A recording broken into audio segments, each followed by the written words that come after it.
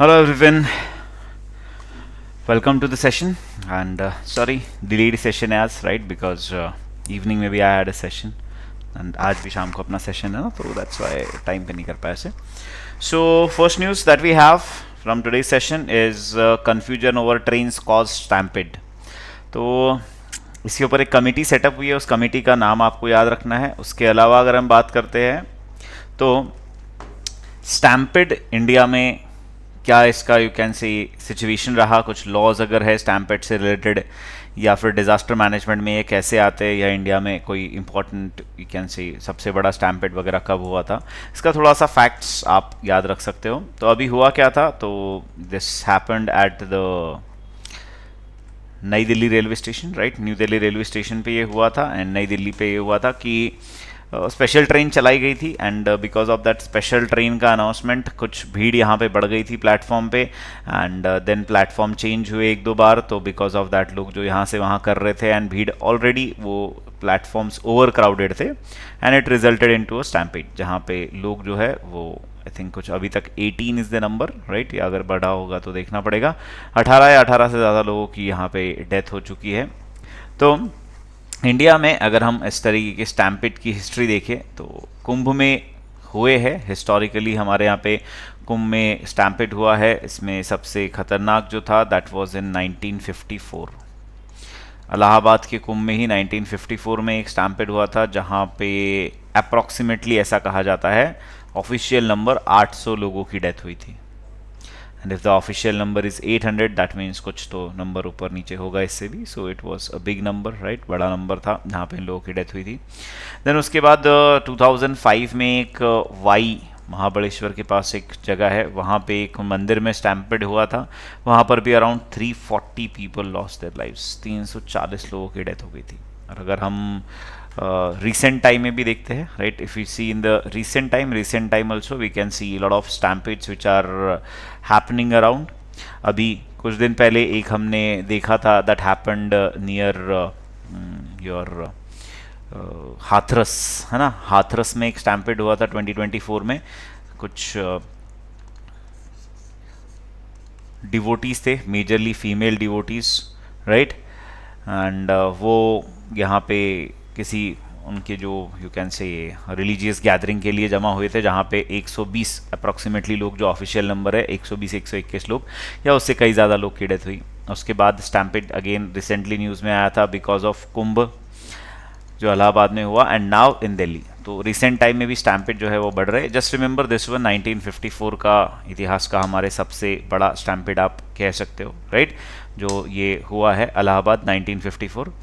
उसके अलावा all over world में भी अलग अलग जगह पे बहुत बड़े स्टैम्पेड्स हुए हैं. जैसे मीना सऊदी अरेबिया 2015 में स्टैम्पेड हुआ था जब अप्रॉक्सीमेटली ऑफिशियल नंबर है 2000 लोग मारे गए. 2000 पीपल वर डाइड. तो yes this number is big, है ना. कॉजेस वगैरह तो हम सबको पता ही है. What are the causes, crowd का जो बिहेवियर होता है, सिक्योरिटी के कुछ इश्यूज होते हैं, राइट, ये सब यू कैन से ये अलग अलग टाइप के स्टैम्पेड्स होते हैं अलग अलग रीज़न की वजह से. एंड हमारे देश में देर इज़ एनडीएमए जो इसको मॉनिटर करने के लिए बना है, national disaster management authority. NDMA mainly इस सब चीज़ों को ओवरव्यू करता है.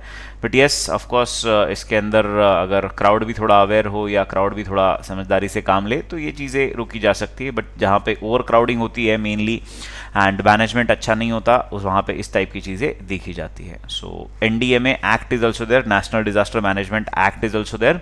इसी के अंडर ये सब चीज़ें गवर्न होती है. तो ये एक बेसिक इन्फॉर्मेशन आपको पता होनी चाहिए about NDMA and stampede because 2 बार हो चुका है एंड फॉर श्योर 2-4 दिन में एक आध आर्टिकल जरूर आएगा न्यूज़पेपर में अराउंड दिस जो हुआ है यहाँ पे, प्लस एडिशनल करके जो इलाहाबाद में हुआ है.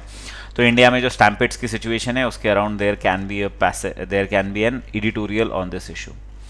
देन अगर हम नेक्स्ट न्यूज़ पे चलते हैं तो Indian ocean region is witnessing a sharp churning says S Jaishankar. तो अभी हुआ क्या है, इंडियन ओशन रीजन का एक कॉन्फ्रेंस हुआ था, 7th Indian Ocean conference, 8th not 7th, right, 8th Indian Ocean conference अभी चल रहा है, आईओसी, राइट. और वहाँ पे अलग अलग कंट्रीज पार्टिसिपेट करती है. अब इंडियन ओशन रीजन होता क्या है?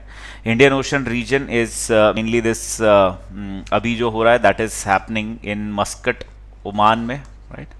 ओमान में ये मीटिंग हो रही है एंड यहाँ पे इंडियन ओशन रीजन की जो कंट्रीज़ है वो आती है, उनकी सेफ्टी सिक्योरिटी इन सब के अराउंड यहाँ पे डिस्कशन किया जाता है। तो why it was a news, India's external affairs minister Jaishankar ji spoke to Bangladesh Foreign Affairs Advisor in a meeting aimed at diffusing the tensions, addressing the challenges between New Delhi and Bangladesh। इनके बीच में भी अभी confusion या issues तो चल ही रहे India और बांग्लादेश के बीच में, बिकॉज शेख हसीना इंडिया में है, बांग्लादेश में यूनुस का गवर्नमेंट जो है वो इंडिया के से उतना खुश नहीं है कि शेख हसीना को हमने असाइलम दे रखा है, राइट? एंड चाहते हैं कि वो वापस आ जाए एंड जो भी है इशूज़ रिजॉल्व करने के लिए, अगर हम नहीं करेंगे तो they will go towards China और इंडिया के लिए वो अच्छा नहीं होगा। सो इन्होंने यहाँ पे बात भी करी, right? Then S Jaishankar who is attending the 8th Indian Ocean conference, 8वां IOC ये जो अटेंड कर रहे हैं, want the churning in the region. He met his counterparts from number of countries including Nepal के हो गए, भूटान के हो गए, श्रीलंका के हो गए, मालदीव्स के हो गए, मॉरिशियस के हो गए, ब्रुनई, ओमान, इन सब से उनकी मुलाकात हुई। Then in a statement the Bangladeshi Ministry's Foreign Affairs said two leaders had noted that the number of regular bilateral exercises or exchanges had been held between the two countries in the past few months, meeting the border guards expected this week। तो border guard का भी meeting हो तो देखते हैं अब किस तरीके से ये चलता है, राइट? तो ये जो इंडियन ओशन रीजन है इसके अराउंड ये कॉन्फ्रेंस होती है। इसका जो फर्स्ट एडिशन था इंडियन ओशन कॉन्फ्रेंस का, this first edition was held in 2016 and the location was Singapore. Singapore में पहले बार ये मीटिंग स्टार्ट हुई है एंड आफ्टर दैट अलग अलग जगह पे इसकी मीटिंग होती है। इसको ऑर्गेनाइज करता है India foundation along with the host country. एक परमानेंट ऑर्गेनाइजर है जिनका नाम है इंडिया फाउंडेशन, ये ऑर्गेनाइज करते हैं अलॉन्ग विद द जो कंट्री ऑर्गेनाइज कर रही है उनके साथ, राइट? उनके साथ मिलके अब एक बार ये मीटिंग पूरी कंक्लूड हो जाए then there will be some editorial on this कि क्या हुआ क्या नहीं हुआ, क्या इसका थीम रहा, क्या क्या चीज़ें अचीव हुई, तब इसके अराउंड और भी डिस्कशन एक राउंड हो जाएगा। Then railways reforms a committee to investigate the Delhi stampede. तो कमेटी जो है वो 2 मेंबर की कमेटी है। 2 कौन मेंबर है ये देख लो बस एक बार। The committee of Narsingh Dev, the Principal Chief Commerce Manager of Northern Railways, and Pankaj Gangwar, Principal Chief Security Commissioner, will investigate the stampede that claimed 18 lives, including 4 children and you can say women, right? तो ये इस तरीके से news में चल रहा है। तो ये 2 लोगों के नाम याद रखना है, इनके ऊपर अंडर ये कमेटी फॉर्म की गई है। Then let's move on to next news. I think that we have is UK will always be India's reliable partner, says Minister। उतना ज़्यादा इंपॉर्टेंट कुछ इसमें है नहीं, बट यस इंडिया और उनके बीच में अभी ये आत्मनिर्भर भारत अभियान, right? And growing with the India's defence ecosystem, इनके साथ ये एरो इंडिया जो हमारा हुआ था लास्ट वीक काफ़ी ज़्यादा न्यूज़ में था। तो यहाँ पे अब ये कोऑपरेशन की बात कर रहे हैं in the sector of defence. तो देखते हैं F-35 की भी बात हो रही है ना? हमने देखा था इंडियन एयरफोर्स ने अभी जो रशिया के साथ हमने टाइप किया था, राइट? रशिया के साथ हमने सुखोई 57 के लिए टाइप किया है। अब यहाँ पे F-35 की बात हो रही है, क्या F-35 भी इंडिया बनाएगा, क्या होगा क्या नहीं होगा, तो देखते हैं किस तरीके से ये आगे बढ़ती है कहानी। Then next news that we have is from the editorial page. अब यहाँ पे मेनली बात कर रहे हैं, यहाँ पे इन्होंने बात की है अबाउट द पंचायती राज। इस आर्टिकल में, इट्स नाइस आर्टिकल, पंचायती राज के बारे में सब कुछ हम जानेंगे, लेकिन इस आर्टिकल में जो मेन बात हुई है दैट इज़ अबाउट कि पंचायती राज इंस्टीट्यूशंस जो हमारे देश में है, वो पंचायती राज इंस्टीट्यूशंस का इंपॉर्टेंस कैसे डिक्लाइन हो रहा है, क्या इश्यूज़ वो फेस कर रहे हैं।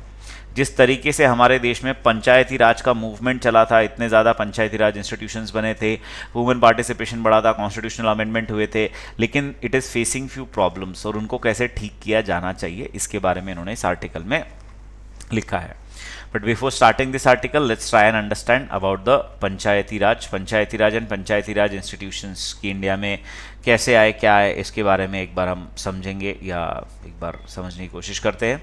तो ब्रिटिश फेज़ की अगर हम बात करते हैं तो ब्रिटिश फेज़ में हम अगर बात करें तो हमारे देश में ड्यूरिंग द ब्रिटिश टाइम सबसे पहले पर्सन जिन्होंने लोकल सेल्फ गवर्नमेंट की बात की थी, जिन्होंने कहा था कि लोकली गवर्नमेंट होने चाहिए, लोकल लेवल पे यू कैन से अलग अलग जो ग्रुपिंग्स होते हैं, जैसे पंचायत होती है या डिस्ट्रिक्ट होती है या तहसील होती है, उनके हाथ में उनकी गवर्नमेंट होनी चाहिए। इसकी बात की गई थी, एक by Lord Mayo and second by Ripon, Lord Ripon 1832।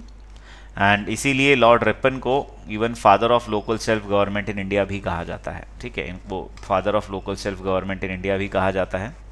After that India got independence, और इंडिया के इंडिपेंडेंस के बाद मल्टीपल कमिटीज़ हमारे देश में फॉर्म हुई है कि किस तरीके से लोकल सेल्फ गवर्नमेंट या फिर हमारे देश में जो पंचायती राज इंस्टीट्यूशंस है वो किस तरीके से इवॉल्व होनी चाहिए। तो इसके ऊपर जो फर्स्ट कमेटी आई थी that was Balwant Rai Mehta committee 1957 में आई थी। इन्होंने डेमोक्रेटिक डिसेंट्रलाइजेशन की बात की थी, ग्राम पंचायत, पंचायत समिति एंड जिला परिषद, इन्हीं के मॉडल को मेनली फॉलो किया गया है। हमारे देश में ग्राम पंचायत होती है, उसके बाद होती है panchayat samiti at the block level and then we have zila parishad at the district level.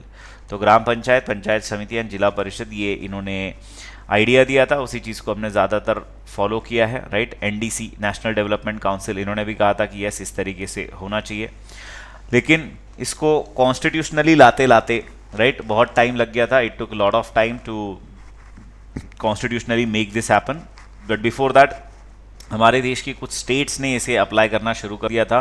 The first state was state of Rajasthan, जिन्होंने 1959 में अपने स्टेट में पंचायती राज की शुरुआत की थी, उसे इनॉग्रेट किया गया था from the Nagaur district of Rajasthan.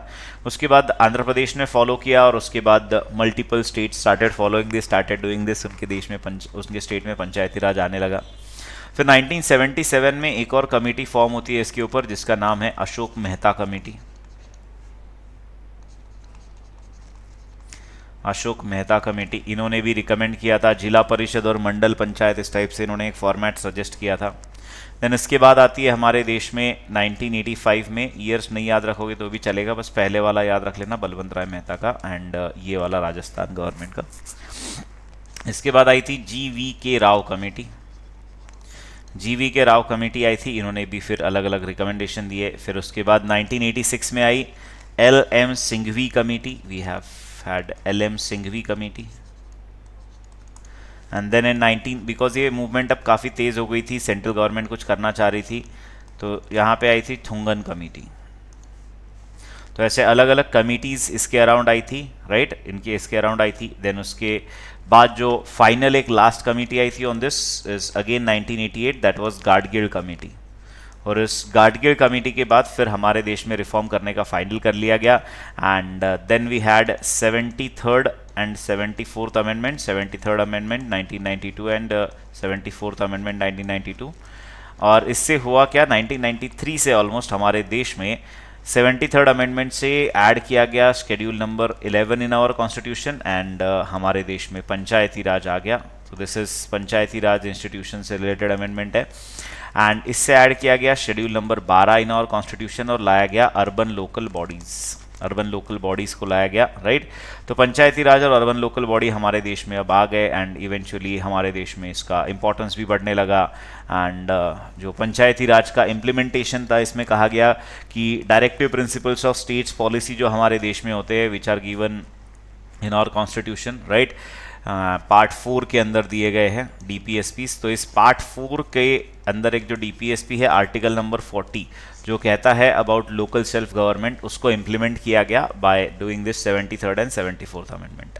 And इसके बाद हमारे देश में ऑलमोस्ट कॉन्स्टिट्यूशनली ये बाइंडिंग हो गया to have a local self government, right, ये कॉन्स्टिट्यूशनल बन चुका था।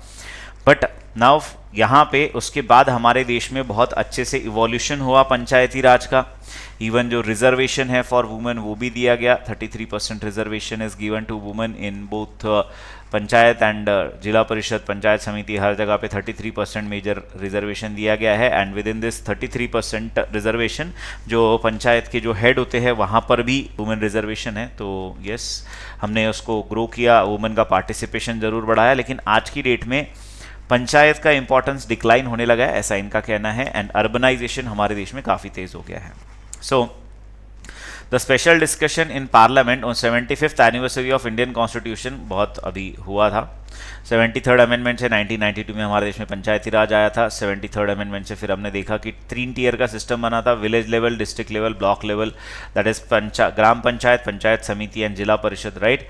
एंड 50% रिजर्वेशन फॉर वुमेन, 33% का क्राइटेरिया था, मेजोरिटी ऑफ द स्टेट्स ने उसे 50% कर दिया, है ना। पहले बिल में आया था कि 33% रिजर्वेशन होना चाहिए, लेकिन बहुत सी स्टेट्स ने उसको 50 कर दिया है।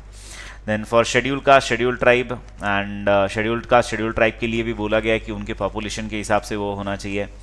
देर is one bright spot, panchayati raj elections are now keenly contested in many parts of the country and they have been many success stories, possibly the most notable of them being a scale of women's participation in leadership, nearly 14 lakh elected representative women are there। तो देख सकते हैं किस तरीके से इसने grow किया है, but there are certain issues. तो इन्होंने कहा कि पंचायत तो है, राइट, लेकिन there is a movement in distress because of the reason like decline in public participation, लोग वोट नहीं कर रहे, over dependence on central sponsored scheme, जो सेंटर की स्कीम्स आती है उनके ऊपर ज़्यादा डिपेंडेंस है, लोकल लेवल पे स्कीम नहीं आती, politicisation through engagement of political parties अब इसमें इन्वॉल्व हो चुकी है, which are equally important factor behind the steady decline in the panchayats even in the pioneer states like state of Kerala. तो यहाँ पर भी इसे में डिक्लाइन देखने मिला है बिकॉज पॉलिटिकल पार्टीज की वजह से पोलराइजेशन हो चुका है पंचायत का, एंड अब फिर वैसे होने लगा है कि लोकल सेल्फ गवर्नमेंट के लिए नहीं चलती, जो पॉलिटिकल पार्टी के लोग पावर में आते हैं उनके लोग या उनके लोगों के लिए सिर्फ पंचायत मेजरली काम कर रही है। Then similarly to flow of united grants and flow to the local government needs to be enhance, तो जो स्टेट लेवल से इनको पैसे मिलते हैं, स्टेट फाइनेंस कमीशन जब सेटअप किया जाता है तो वो पैसे डिक्लाइन हो चुके हैं। A report of 2020 Ministry of Panchayati Raj showed that less than 20% of the states have devolved all 29 subject listed in the 11th schedule। तो भाई 11वें शेड्यूल में बहुत सारे सब्जेक्ट दे रखे हैं कि ये काम पंचायती राज को देना चाहिए, लेकिन वो काम उन तक नहीं पहुंच रहा है। Second, in practical terms panchayat have been forced to cede fiscal autonomy over the recent years.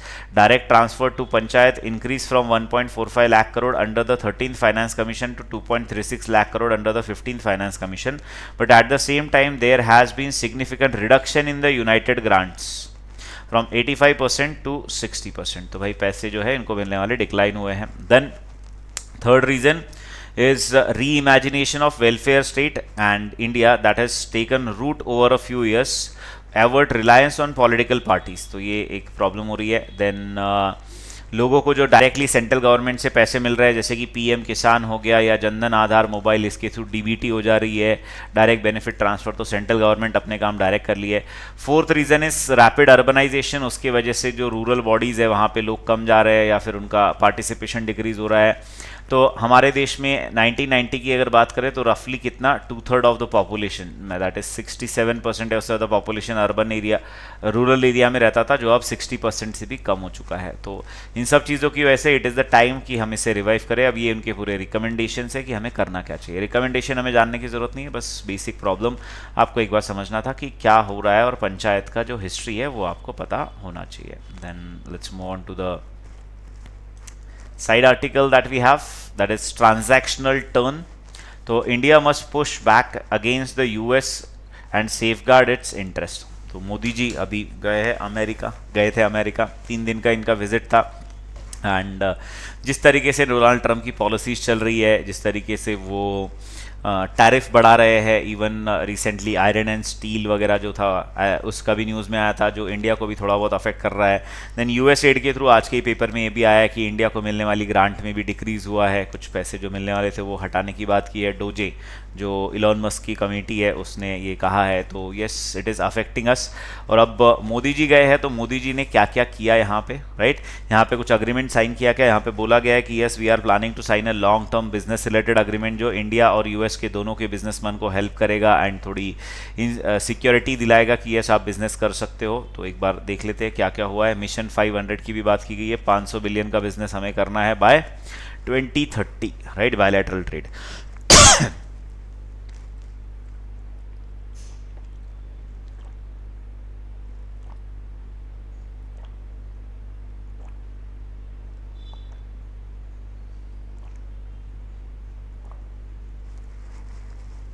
तो let's understand this Modi ji का visit once, right, Modi ji की विजिट की एक बार बात कर लेते हैं। तो कैसा रहा, क्या क्या हुआ इस मीटिंग में, किस तरीके से चीज़ें डिलीवर की गई है, उसके ऊपर डिस्कस करते हैं। वैसे इंपॉर्टेंट मीटिंग थी बिकॉज जिस तरीके से यूएसए की पॉलिसीज़ अभी चल रही है, चाइना को मेनली उन्होंने टारगेट किया है, इंडिया का उतना टारगेट नहीं है, but still yes one of the important allies. America के लिए भी इंडिया इम्पॉर्टेंट है, इंडिया के लिए भी अमेरिका इम्पॉर्टेंट है। एंड अमेरिका में अभी तक अगर देखें तो उनके जो बहुत क्लोज अलाइज है, जैसे कि जापान है, इसराइल है, जॉर्डन है, इनके ही हेड्स ऑफ द स्टेट मिले थे। उसके बाद next person is Indian prime minister. तो ये एक इम्पॉर्टेंस शो करता है कि ऑस्ट्रेलिया, यूएसए भी कितना इंडिया को इम्पोर्टेंस देता है। तो अब यहाँ पे अगर हम देखें तो सबसे पहली बात की गई है इंडिया यूएस कॉम्पैक्ट के बारे में। अब मोदी जी जाते हैं तो फैंसी नाम तो आते ही है ना। तो what exactly is this compact? It is catalyzing opportunities for military partnership, accelerated commerce and technology for 21st century. Full form मैं एक बार लिख देता हूँ, हो सकता है पूछ लिया जाए इसका full form he. Catalysing opportunities for military partnership, accelerated commerce and technology for the 21st century, for the 21st century, right. इसके बारे में बात की गई है, जिसमें defence, investment, trade, energy security, ये कुछ इंपॉर्टेंट एरियाज रहेंगे कंट्रीब्यूशन के। देन इसी के साथ साइन किया गया है नया 10 साल का US India major defence partnership.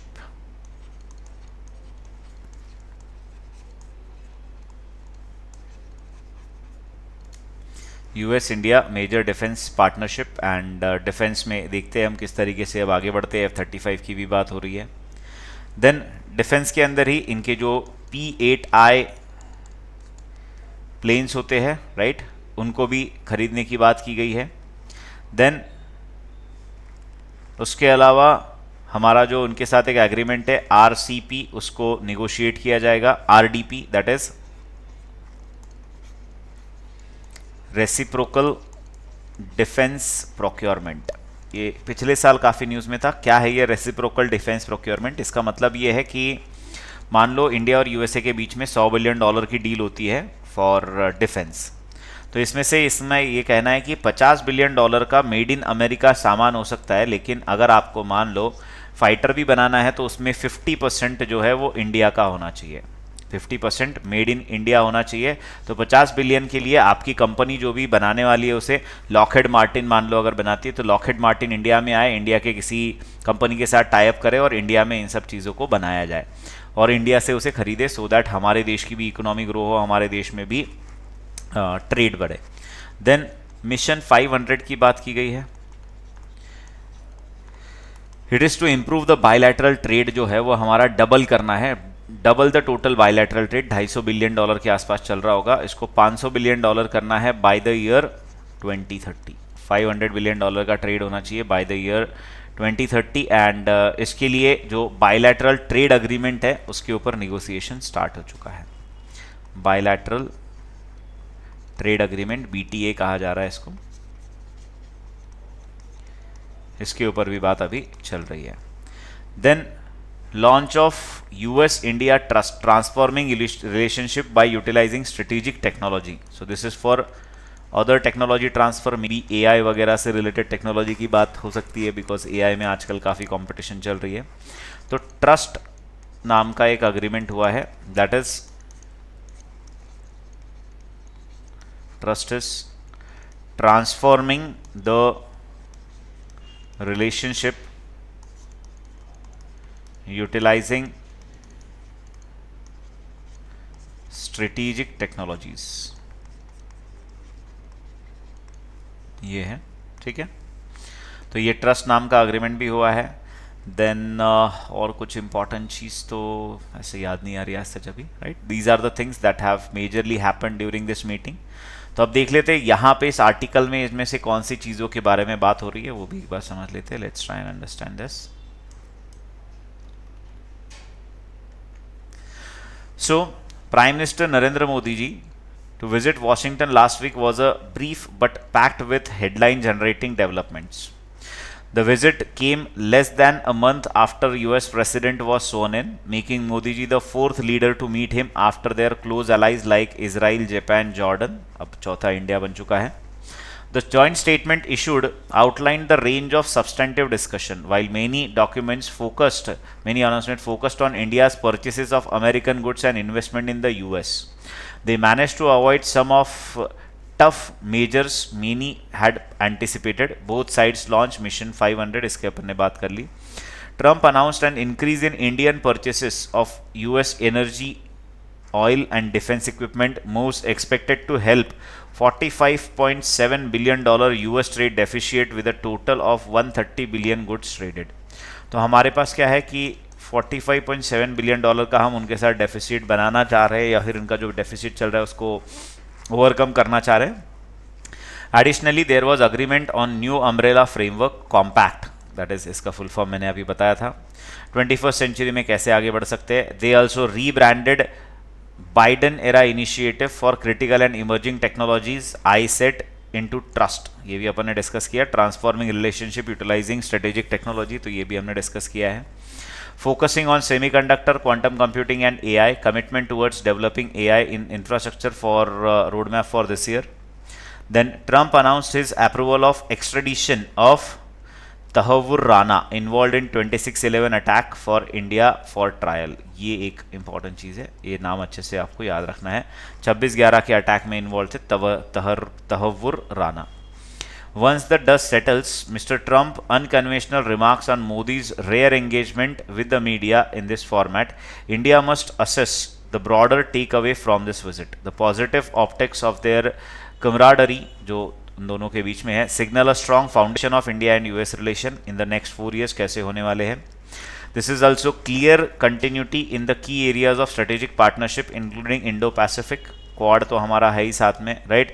Trump also planned a visit to Delhi for Quad summit later this year and expected to reinforce these commitments. तो क्वाड की मीटिंग भी इंडिया में होने वाली है, तो तब भी यहाँ पे और बातें होगी, right. However, the economic discussion, trade, energy, nuclear cooperation, defense are likely to dominate India-US discussion. देखते हैं अभी ये किस तरीके से चलता है. तो ये agreements हमने नोट कर ही लिए हैं. Then below article is talking about sex and violence. This is on marital rape, right? Marital rape या उसके अराउंड ये है. तो इसका थोड़ा सा मैं आपको बैकग्राउंड दे देता हूँ. मैरिटल रेप में इंडिया के क्या पॉलिसीज़ है, किस तरीके से ये चलता है. एंड इस आर्टिकल में भी इसी इशू के बारे में इन्होंने बात की है कि अभी जो केस के बारे में बात हो रही है, that is I think Chhattisgarh का केस है, बस्तर डिस्ट्रिक्ट का, जहाँ पे एक हस्बैंड को छोड़ दिया गया है बाय जुडिशियरी की saying that marital rape is not crime, या फिर जो भी इनका रहा होगा सिचुएशन उसको रिलेटेड. तो एक बार देख लेते हैं कि इंडिया में what is the situation of marital rape in India. तो इन जनरल अगर हम बात करें तो हमारे देश में जो आईपीसी है, इंडियन पिनल कोड, उसका section 375 deals with rape by man, इसके ऊपर ये बात करता है, राइट. बट इस 375 में देर आर 2 एक्सेप्शंस. इस 375 में, सेक्शन 375 की अगर हम बात करें आईपीसी का, तो इस आईपीसी के अंदर एक्सेप्शंस आर देयर. एक्सेप्शन 2 जिसे कहा जाता है,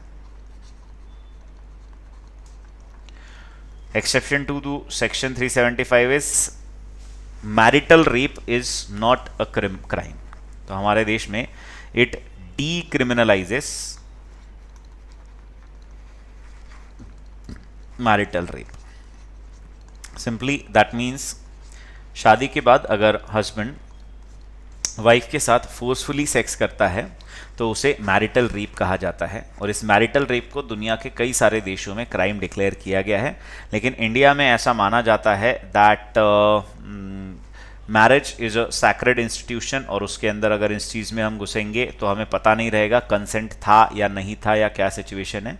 तो इसलिए मैरिज के बाद अगर ऐसा कुछ होता है तो उसको डीक्रिमिनलाइज किया गया है. 2017 में सुप्रीम कोर्ट ने ये भी रूल किया था, sexual intercourse by a man with his wife, the wife not being the under of, and इसके अंदर एक रूल है कि पहले 15 साल का क्राइटेरिया था, लेकिन अब 2017 में इसको 18 साल कर दिया है। तो ये रूल ये कहता था कि under exception 2 of 375, marital rape is not a criminal offence if the wife's age is above 15 years. लेकिन अब इसको 2017 में कर दिया है, वाइफ का एज इज अबव 18 ईयर्स। ठीक है, 18 ईयर्स इसको कर दिया है। अब करंट सिचुएशन अगर हम बात करें कि क्या दुनिया में क्या है सिचुएशन क्या नहीं, तो एमनेस्टी इंटरनेशनल जो एक एनजीओ है, उसके डेटा के हिसाब से 77 आउट ऑफ 185 कंट्रीज जो इन्होंने स्टडी करी थी, that means 42% countries criminalises marital rape. यहाँ पे क्रिमिनलाइज किया जाता है मैरिटल रेप को, it's a crime. Even United Nations has urged countries to end marital rape by closing legal loopholes, saying that the home is one of the most dangerous places for women. ऐसा United nation का भी इसके around कहना है। अब India का you can say इसे criminalize करने के पीछे या इसको डीक्रिमिनलाइज रखने के पीछे क्या है रीज़न, या किस तरीके से इंडिया आर्ग्यू करता है या जुडिशियरी, तो ये कहते हैं कि इसका मिसयूज़ बहुत ज़्यादा हो सकता है, it can be misused. And yes, as of now, ये जो misuse of the law is the big reason why several individuals, jurists, and even men's right activists have raised alarm over criminalization of marital rape. And second is burden of proof. ये बहुत complex चीज़ है, और burden of proof जो है वो यहाँ पे किसके ऊपर डाला जाएगा, जिसका रेप हुआ है, still it is a problem. अगर जिसने रेप किया है ऐसा कहा जा रहा है, तो उस मेल के लिए प्रूफ करना भी एक बहुत ज़्यादा प्रॉब्लम हो सकता है। तो in this case burden of proof किसी भी पार्टी के ऊपर डालना, राइट, वो बहुत ही ज़्यादा प्रॉब्लमेटिक हो सकता है। एंड रेप को कुछ लोग ये कहते हैं कि एज अ जेंडर न्यूट्रल चीज़ क्यों नहीं मानी जाती, वुमेन का ही क्यों ऐसे कंसिडर किया जाता है। तो ऐसे कुछ आर्ग्यूमेंट्स है जिसकी वजह से हमारे देश में इस मैरिटल रेप को कंसिडर नहीं किया गया है। But yes, 42% of the world countries are considering this. आपका व्यू क्या है? You can also tell me in the comment box, आऊँगा मैं, पढ़ूंगा ज़रूर। तो आपको क्या लगता है कि किस तरीके से इसको क्रिमिनलाइज अगर करना है तो कैसे इसे क्रिमिनलाइज किया जा सकता है, क्या कहा जा सकता है, क्या रीज़न हो सकता है। सो a recent ruling by the Chhattisgarh High Court, which held that unnatural sex by husband in marriage is not offense, heavily relies on a presumption of a consent within marital relationship.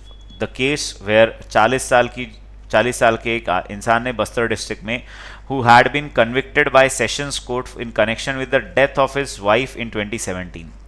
The Sessions Court found that the wife, in her 30s, fell ill and subsequently died because of the forceful physical relationship.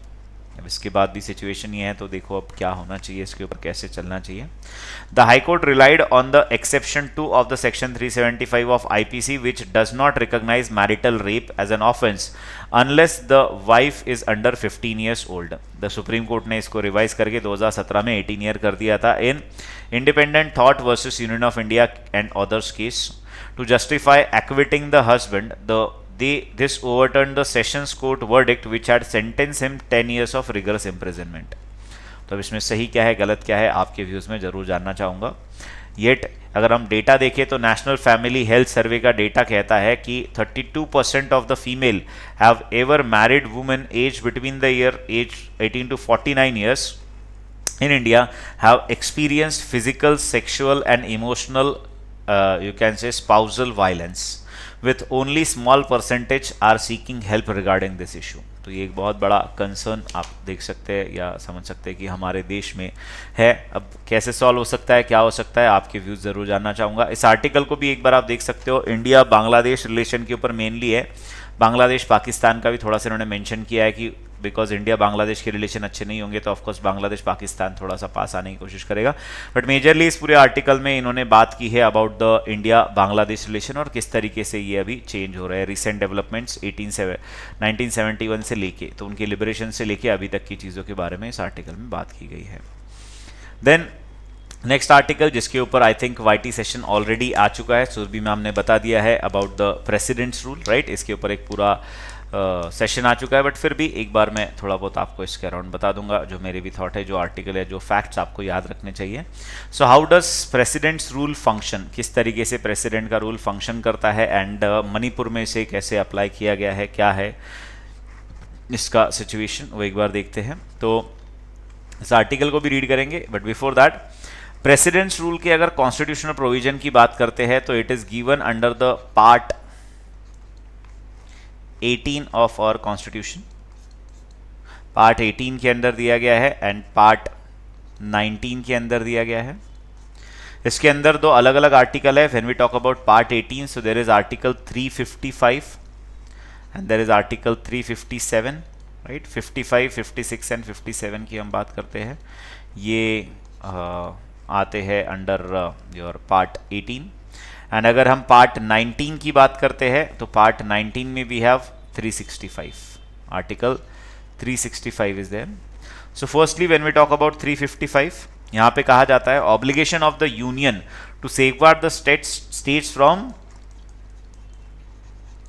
External aggression. तो बाहर के देश ने किसी ने कुछ अगर aggression किया है तो in that case external aggression के क्राइटेरिया पे यहाँ पे प्रेसिडेंट का रूल लगाया जा सकता है उस स्टेट में कि भाई स्टेट के ऊपर बाहर से अग्रेशन हो रहा है और अब यहाँ पे इसे बचाना है। देन 356 की अगर हम बात करते हैं, ये प्रेसिडेंट को टेक ओवर करने ही देता है function of the state government when the constitutional machinery fails. ये इंपॉर्टेंट वर्ड है, इसको याद रखना, आपको अच्छे से बताऊंगा थोड़ी देर में क्यों। कॉन्स्टिट्यूशनल मशीनरी फेल होती है तो देन 357 जो है ये पावर देता है to the president. It give power to the president to legislate for the state by ordinance. तो अगर 355 या 356 के अंडर वहां पे प्रेसिडेंट रूल लग जाता है तो 357 का यूज करके वहां पे ऑर्डिनेंस पास किया जा सकता है, रूल्स रेगुलेशंस बनाए जा सकते हैं बाय द प्रेसिडेंट अगर जरूरत पड़ती है। एंड अगर हम 365 की बात करें, अगर हम 365 की बात करते हैं एंड यहां पे कहा जाता है कि अगर state is failed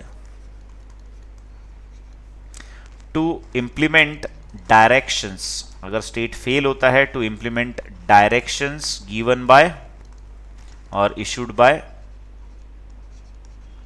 union, central government ने दिए गए डायरेक्शन अगर स्टेट फॉलो नहीं कर पाता तो वहां पे भी यहाँ पे प्रेसिडेंट रूल लगाया जा सकता है, राइट। यहाँ पर भी प्रेसिडेंट्स रूल जो है वो लगाया जा सकता है। अब हम बात करते हैं मणिपुर के बारे में और इस पूरे आर्टिकल के बारे में कि इसमें क्या बताया गया है। 4 days आफ्टर मणिपुर के चीफ मिनिस्टर ने रिजाइन किया, the union government announce president rule in the area.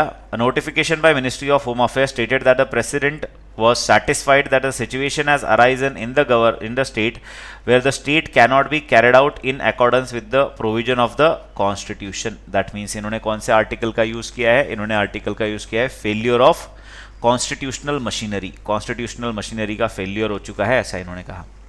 The violence between the Meitei and Kuki-Zo communities ongoing since May 2023 had claimed 250 से ज़्यादा lives and 60,000 से ज़्यादा लोग displace हो चुके हैं। The conflict originated from the Meitei का demand for the scheduled tribe status and Kuki का उसको जो opposition हुआ था, ये हमने मणिपुर क्राइसिस में देखा भी था। A political crisis erupted in the state after Singh resigned in 9 Feb and state BJP leadership suggested to reach a consensus on his successor, लेकिन वो हो नहीं पाया। Emergency provision inspired by the German constitution, ये एक fact आपको याद रखनी है कि जर्मनी से आया है। Outlined in the part 18 of the Indian constitution to protect the sovereignty, unity and integrity, the constitution provides for different types of emergency, national emergency under 352, state emergency under 356 and financial emergency under 360। अब ये अलग अलग चीज़ें हैं। National emergency का मतलब है पूरे, है ना, जो सेंट्रल गवर्नमेंट जहाँ पे पूरे देश में लगा देती है और जो इंदिरा गांधी ने लगाई थी उसे कहते हैं। 356 की अगर हम बात करें तो वो प्रेसिडेंट रूल, जहाँ पे हम इसकी आज मेनली बात करने वाले हैं। एंड 360 इज फाइनेंशियल इमरजेंसी, वो भी पूरे देश के ऊपर लगाई जाती है, फाइनेंसेस के ऊपर अगर फाइनेंशियल क्राइसिस होते हैं। तो सिचुएशन हमारे देश में आई थी 1992 में इसको लगाने की, जब हमारे बैलेंस ऑफ पेमेंट में क्राइसिस हो गया था। Manipur president rule is proclaimed by a state emergency, popularly known as President's Rule or Constitutional Emergency, by using Article 356. This fulfilled the union government obligation under Article 355 to protect the state against external aggression and internal disturbance such as separatist and sectarian violence or calamities beyond the state's control, to ensure the state government operate with the constitution. Hence, the state constitutional machinery fails due to non-performance or malperformance. 356 subclause 1, empower the president to issue proclamation upon receiving the report by the governor or otherwise, if she is satisfied that the state government cannot function constitutionally. तो अब ये 356 का use किया गया है. 365 में अगर centre या प्रेसिडेंट को लगता है कि यहाँ पे जो सेंटर के डायरेक्शन है वो फॉलो नहीं होंगे तो वहाँ पे कॉन्स्टिट्यूशनल इमरजेंसी लगाई जा सकती है, लेकिन उसका यहाँ पे ज़रूरत नहीं पड़ा, राइट. देन अब ये यहाँ पे रूल्स भी बना सकते हैं. 357 की हमने बात की थी, राइट. तो देख सकते हो how constitutional emergency is different from national emergency. तो अलग अलग चीज़ें यहाँ पे हमने देखा था. कॉन्स्टिट्यूशनल इमरजेंसी में क्या होता है, सेंटर के गाइडलाइन नहीं फॉलो हो रहे, और 352 में नेशनल इमरजेंसी लगती है, वो तो देश के लेवल पे जब लगाई जाती है, राइट. तो अलग अलग ग्राउंड्स है उसके लिए, तो ये कंफ्यूज नहीं होना है. चलो, वैसे तो प्रेसिडेंट रूल के ऊपर एक आर्टिकल आ चुका है, लेकिन इसी वीडियो के कमेंट बॉक्स में एक और क्वेश्चन का आपको मुझे आंसर देना है. National emergency and constitutional emergency या प्रेसिडेंट रूल जिसे हम कहते हैं, president rule and national emergency, इनके अंदर क्या क्या चेंजेस आते हैं. अगर आप इस आर्टिकल को भी सही से पढ़ लोगे तो you will understand. National emergency जो देश के लेवल पे लगाई जाती है, उसके अंदर जो इंदिरा गांधी ने मेनली लगाई थी वो कहा गया था बिकॉज ऑफ इंटरनल डिस्टर्बेंस, इन्होंने ये लगाया था, राइट. एंड इन्होंने जब लगाया था तो इन्होंने ये कहा था कि देश में हुआ है आर्म्ड रिबेलियन, और इस आर्म्ड रिबेलियन के खिलाफ इन्होंने इसको इमरजेंसी को लगाया था. लेकिन उसके बाद सुप्रीम कोर्ट ने इस वर्ड को चेंज करके कर दिया है इंटरनल डिस्टर्बेंस. इंटरनल डिस्टर्बेंस बोला गया है. So if you even want we can have a dedicated session on this issue as well, national emergency, state emergency, because रफली ये एक टॉपिक ही आधा पौना घंटा कम से कम लगा देगा, जितना अपन यहाँ पे अफोर्ड नहीं कर सकते, ठीक है. तो ये आर्टिकल लेकिन रीड जरूर कर लेना आप एक बार. Then any other important article that we have from today's newspaper. Cook Island signs agreement for closer relationship with China. तो अब ये पैसिफिक में कंपटीशन चल रहा है एक तरीके से, आप देख सकते हो यूएस और चाइना के बीच में कि कौन सा देश किसका साथ देता है, कौन सा देश यू कैन से किस कंट्री के साथ जा रहा है. The Cook Island says it has signed a deal to expand relationship with China, stressing the accord does not impinge on ties with the former colonial power New Zealand. The Prime Minister Mark Brown said he has signed an action plan for comprehensive strategic partnership with the Chinese Premier Li Qiang in northern city of Harbin during the first 5-day state visit to China. तो आपको पता है हर्बिन में Asian games चल रहे हैं winter वाले, right. तो यहाँ पे गए थे, तो यहाँ पे साइन किया गया है बिकॉज जितना ज़्यादा चाइना अपना इम्पोर्टेंस या अपना यहाँ पे बढ़ाना चाह रहा है प्रेजेंस, उतना ही यूएस के लिए डेंजरस हो सकता है. And that's why we see these countries are getting funds from China, और वो फिर चाइना के साइड से जाते हुए हमें कई बार दिखाई दे रहे हैं. Any other article that we have, और तो कुछ एज सच दिखाई दे नहीं रहा आज के न्यूज़पेपर में. चैम्पियंस ट्रॉफी स्टार्ट होगी तो देखते हैं कैसे कैसे चलता है, क्या होता है ना. Okay, so I think this was it for today's session. I hope you liked the session. I hope you enjoyed the session. Live होता तो 10-15 मिनट और खिंच जाता बिकॉज आपकी कुछ बातें भी हो जाती, लेकिन कोई बात नहीं, कल से लाइव हो जाएगा, है ना. आज because of the multiple sessions अपन इसे कर नहीं पाए. आज शाम को वैसे 8 बजे वन लाइनर का सेशन है, वहाँ पे लाइव आ जाना है सबको. वन लाइनर करेंगे पिछले एक हफ्ते के पूरे, ठीक है. And big news I hope आपने देख लिया हो. लास्ट वीक में जो अपन ने बिग न्यूज़ किया था, राइट, तो उसको एक बार अगर देखा नहीं है तो देख लेना जल्दी से. इंपॉर्टेंट है from your exam perspective as well. So thank you so much. See you guys in the next class. Till then, take care, stay safe. Bye bye. Thank you.